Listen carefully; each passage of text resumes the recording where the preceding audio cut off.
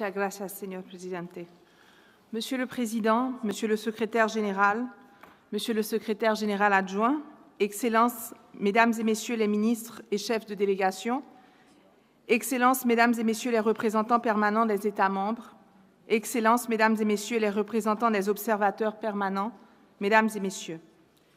C'est avec un immense honneur que je vous adresse les salutations les plus cordiales de Leur Excellence, les membres du Conseil présidentiel de transition de la République d'Haïti, présidé par M. Edgar Leblanc-Fils, ainsi que celles du Premier ministre, le Dr Gary Conille. En leur nom, je vous transmets les vœux de succès et de pleine réussite pour les travaux de cette 54e session ordinaire de l'Assemblée générale. Je félicite chaleureusement le secrétaire général de l'OEA, M. Luis Almagro, pour l'organisation remarquable de cette session. Monsieur le Président de la République du Paraguay, Su Excelencia Santiago Peña, je vous remercie de nous avoir accueillis à Asunción, ville au passé riche et qui, comme Port-au-Prince, porte encore les empreintes d'une histoire universelle. Votre pays, comme le mien, a été un carrefour de rencontres violentes des civilisations. Et ce matin, il est un point de convergence prometteur entre les peuples des Amériques. La République d'Haïti, ce bout d'île magique au nom duquel je parle, est le foyer de l'étincelle de la liberté pour tous, le berceau de la dignité pour tous.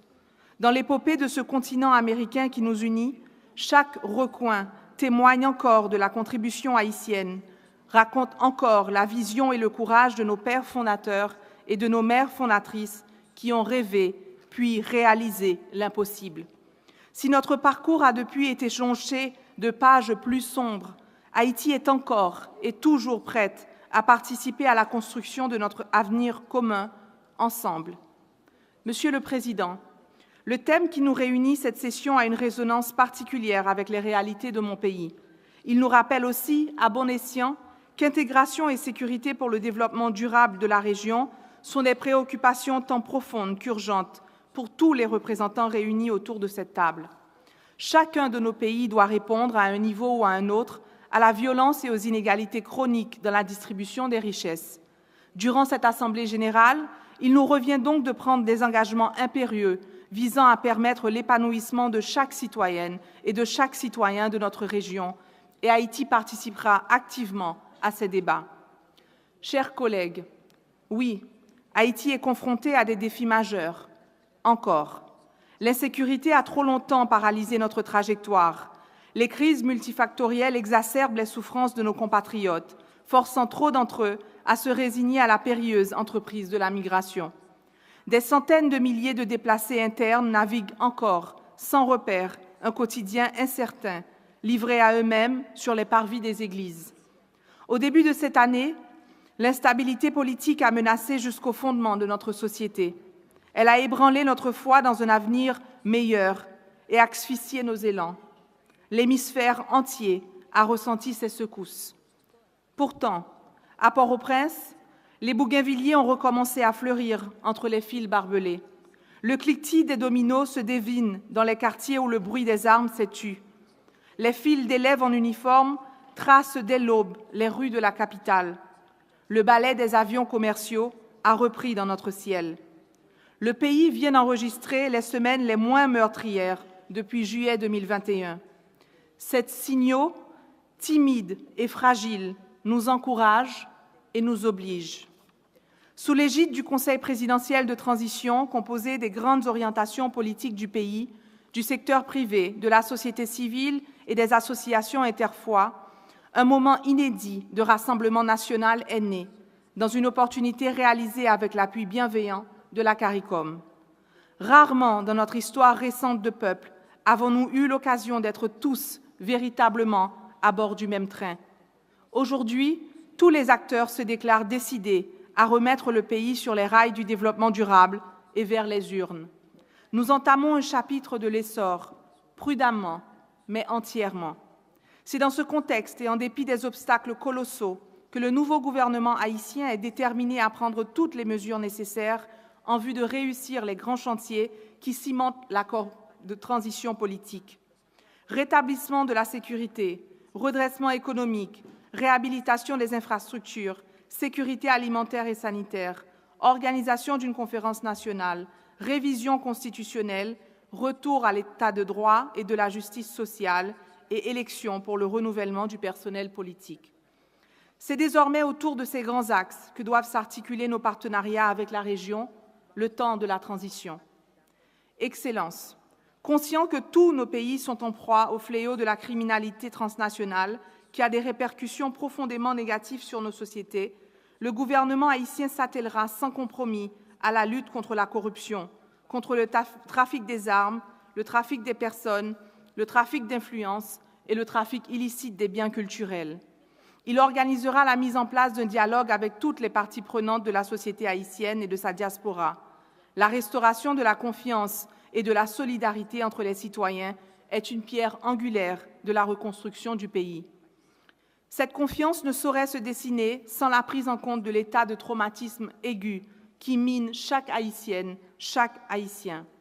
Confronté à des actes de violence, au cataclysme, à la faim, au désespoir, le deuil a longtemps semblé être le dernier dénominateur commun de la population haïtienne. Nous tous portons, malgré nous, le poids de pertes indicibles, perte de l'enfance, perte de l'innocence, perte d'une maison, du droit à l'éducation, de proches et de parents, du droit à l'identité, de l'espoir, perte de sens. Cette lourde taxe psychosociale atteint particulièrement les enfants et les femmes.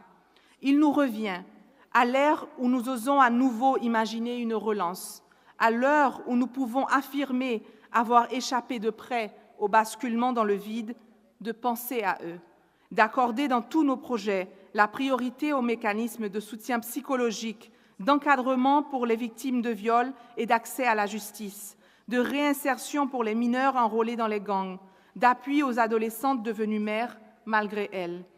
Il nous revient d'avoir, en leitmotiv des chantiers d'État, l'objectif de penser ensemble les plaies béantes que nous maquillons pour rester debout.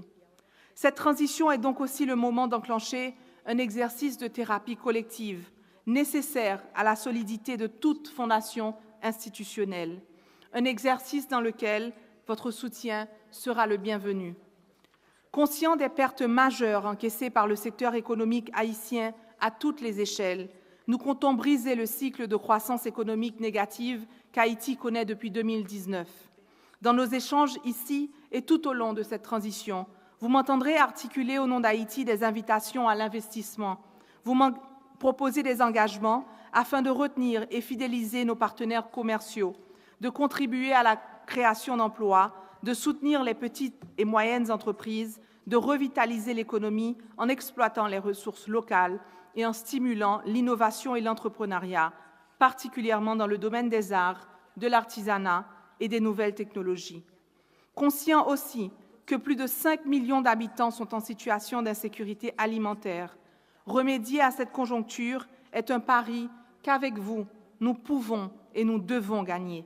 Nous le devons à cette jeunesse haïtienne qui, loin de vouloir se heurter aux dangers des parcours migratoires ou à la brutalité de l'exil, a soif de contribuer à l'avancement de son pays, de rester sur sa terre pour laquelle elle garde un attachement viscéral, au sein de laquelle elle voudrait rester apprendre, travailler, investir, s'épanouir, rester vivre dignement chez elle. Mesdames et messieurs, il y a environ 48 heures, les autorités de la police nationale d'Haïti ont accueilli le premier déploiement des soldats d'un pays frère, le Kenya, dans le cadre de la mission multinationale d'appui à la sécurité. Touchés par l'esprit de service panafricain de ces hommes et de ces femmes, nous espérons aussi que cette mission sera la dernière fois où Haïti aura à faire recours à une telle démarche pour appréhender son avenir. Mais afin qu'elle soit la dernière fois, il est impératif que cette mission aboutisse pleinement à ses objectifs aux côtés de la police nationale haïtienne. Je vous dis donc en des mots très clairs que c'est le moment de soutenir Haïti, c'est le moment de contribuer au renforcement de notre héroïque police nationale et de nos forces armées, tout en remerciant les partenaires qui ont déjà contribué par un soutien financier, technique ou en personnel, particulièrement les États-Unis d'Amérique, qui n'ont fait l'économie d'aucun effort pour arriver à cette première étape. Nous appelons toute cette Assemblée à un appui massif et urgent à cet effort critique. Le moment pour garantir un lendemain meilleur pour tous les Haïtiens et pour toute la région c'est maintenant. Aujourd'hui, l'investissement certain en Haïti est dans le rétablissement de la sécurité, la condition sine qua non à toute autre retombée positive pour la population haïtienne. Dans l'idéal si noble qui anime la Nuestra América de José Martí, ma démarche ici transcende un appel à l'aide adressé à nos voisins de la région. Elle représente une invitation, une main tendue au conbite, cette chaîne traditionnelle de soutien fraternel, de solidarité mutuelle dans l'effort, afin de récolter ensemble la stabilité et la paix régionale. Nous vous invitons à vous camper aux côtés d'une Haïti décidée à être à nouveau forte, car l'histoire nous a appris que nos triomphes ont toujours été mis au bénéfice de tous nos frères et de toutes nos sœurs de l'humanité.